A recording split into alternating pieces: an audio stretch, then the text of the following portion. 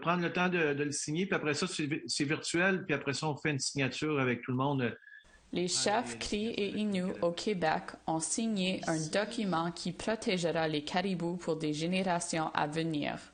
Le troupeau de la rivière aux Feuilles demeure relativement stable, mais celui de la rivière Georges, qui auparavant décomptait jusqu'à 900 000 animaux, a maintenant environ 8 100 caribous. Pour les Inuits, le caribou fait partie intégrante de notre identité. En tant qu'apporteurs du savoir traditionnel, nos aînés respectifs ont à cœur leur responsabilité face au caribou. Ce document est une compréhension commune traditionnelle entre les deux nations qui établit comment les Inuits pourront accéder le caribou sur la Première Nation Cri de Chisasibi dans l'Iuichi. La grande chef de la nation Cri, Mandy Goldmasty, dit que c'est une façon de répondre aux recommandations de la Commission Bien. Je trouve aussi que c'est vraiment une belle chance pour Québec de voir qu'il y a des solutions qui peuvent être trouvées par les nations autochtones et de travailler avec nous autres, c'est vraiment quelque chose de progressif pour eux autres.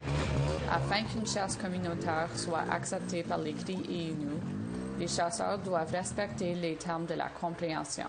Il inclut une limite de 300 caribous pour les 9 communautés Inuits et une interdiction de la chasse pour le profit.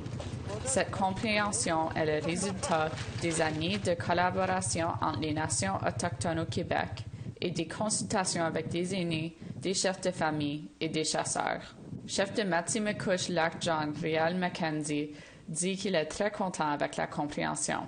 Tout le monde était d'accord qu'on signe parce que ce qui nous a amené à signer, c'est en même temps l'engagement de la Nation Cri d'essayer de trouver à régler nos chevauchements territoriaux. Les Cris, Inuits et Naskapi ont la juridiction à Québec sous l'accord de la baie James, mais les Inuits n'y sont pas inclus. La compréhension a donné la chance aux Inuits de participer à la gestion des ressources. Mais à Labrador, c'est une autre histoire. Évidemment, du côté du gouvernement de Terre-Neuve, Labrador ne reconnaît aucunement nos droits dans cette province-là, même si on piétine la frontière à tous les jours.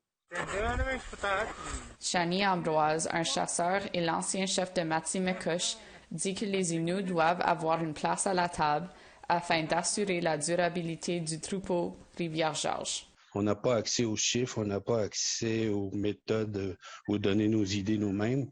On n'a aucun accès à ça. C'est pareil aussi du côté du Labrador. Il craint que quand la population du troupeau de la Rivière-Georges se réétablit, le passé se répétera. Plus tard aussi, ce qui est important, plus tard, quand le caribou va augmenter, ça monte vite, là.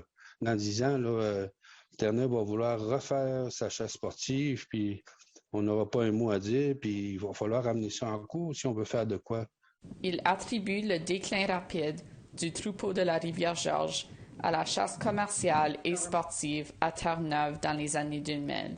Il y avait des caribous empilés comme des cordes de bois, là, c'était désolant. Là, c'est pas la nation Innu qui a éliminé les caribous, ni les maladies ou les changements climatiques, là. La preuve est juste à côté avec la rivière aux Feuilles. Lui, il n'a pas bougé.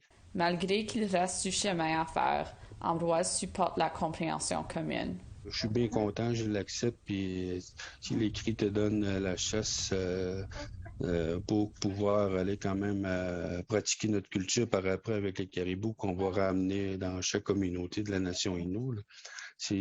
Moi, je suis bien d'accord avec eux autres. Emilia Fournier, Nouvelle nationale d'Apétienne, Montréal.